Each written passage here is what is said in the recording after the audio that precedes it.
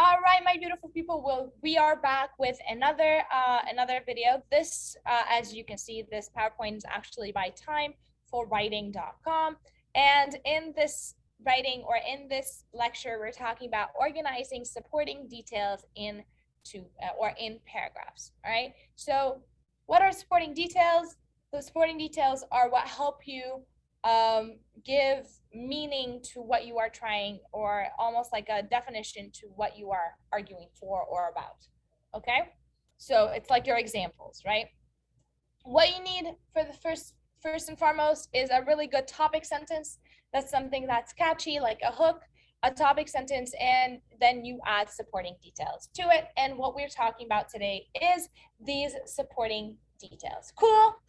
Yeah, awesome. All right, so we have what do they include? They include descriptions, they include facts, and they include examples. So anytime you say, for example, blah, blah, blah, blah, that is a supporting detail. Okay? Move this in. Okay. Supporting sentences or supporting details are sentences that back up what the topic sentence is saying. So what you are talking about, or what you are arguing for, and this is the reason it is true and it is valid. Okay, so a good paragraph would contain 3 supporting details at least, and each detail may be followed up with a comment or to further elaborate on your detail. Yeah, okay, so at least 3 supporting details per paragraph, and each detail can have something else additional to it. Okay, the more advanced your paragraph writing becomes, the more extras you can add. Okay, so a helpful word for ordering your supporting details. So supporting sentences should all begin differently. So using a variety of vocabulary to specify the order of the words, and this is called sentence variety, right? So the more diversely you start your sentences, the better the writing becomes. So instead of saying in the paragraph, instead of saying, for example, blah, blah, blah, blah, blah, also, for example, blah, blah, blah, and lastly, for example, blah, blah, blah, blah, that's not diverse. That's really boring, right? That's a really bad way of writing your sentences and or writing your paragraphs, because it bores the reader to death. Also, it's a very redundant, and you don't want to be redundant. So you want to change your vernacular, right? Change the words that you're doing. So all paragraph, again, as we said, should contain at least 3 supporting detail sentences. They can, but they don't have to start with first of all, initially, in the beginning, second, next, then last, finally, and in the end. They can begin with these things to give you an order, but they don't have to. But the best thing you can do is add transitions, right? You can say, like furthermore, right? If you're adding more to that detail, you're making a point, and then furthermore, it's also because blah, blah, blah, blah. You can use like words that are transitional words that link sentences together, which I believe we talked about in another video when we were talking about comparing and contrasting. Also, likewise, in the same manner, these are all words that you can use for transitions into more supporting details, right? So subject 1 affects this in the same way as subject 2. Right? So that's that.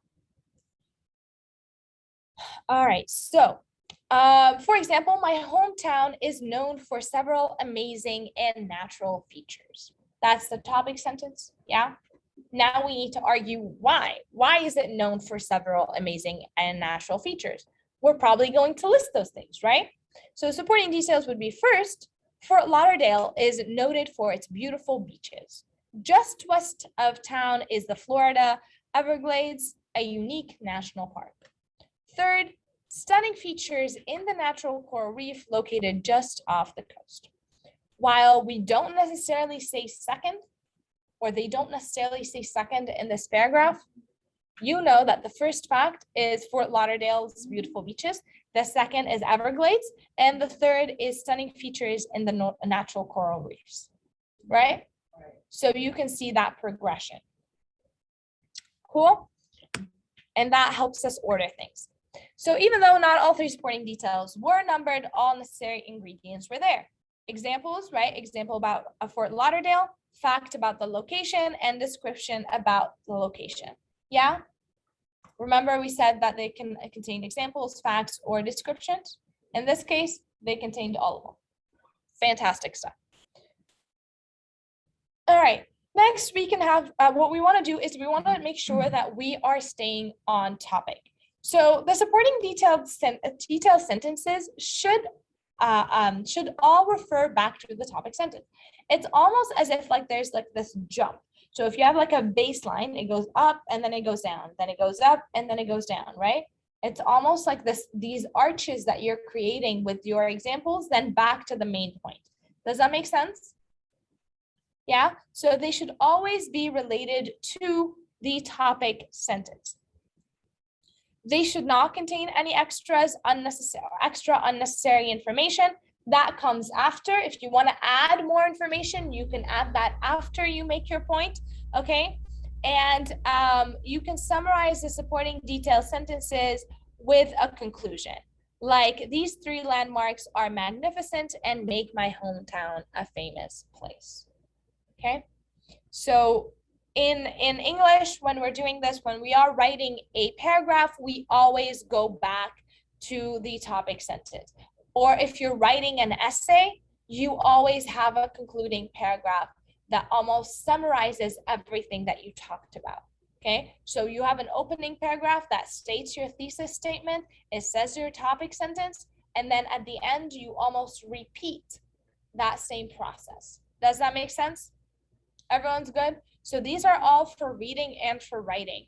When you are reading an essay, for example, look for those things. That's where you identify them. If you're not sure what the topic is about, you can read the first paragraph and read the last paragraph, because it's going to be in both. And if it's in both, then you know that this is the thesis. This is the topic of what we're talking about. All right. So that's it for this lecture. Again, if you're watching online, please make sure to subscribe so that you can see all the updated videos, and leave any comments in the comment box below. If you're here, of course, as usual, you can always ask me anything that you have.